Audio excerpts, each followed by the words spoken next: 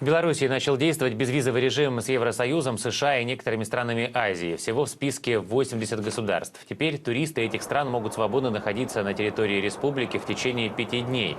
В Госпогранкомитете отметили, что усиление контроля в аэропорту не планируется, но в ведомстве заявили, что для нарушителей будет предусмотрен штраф до 550 евро.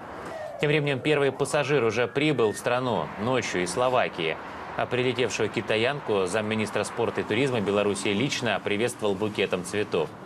Напомню, Александр Лукашенко подписал указ о безвизовом режиме еще в январе. Президент также отметил, что 5-дневный период в будущем может быть увеличен. Что это за страна Беларусь?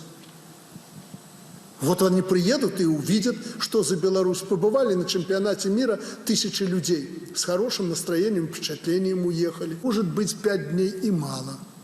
Может быть. Может быть, мы здесь что-то не доработали. Как раз белорусское что-то. Вот знаете, сделать сначала аккуратно, полшага.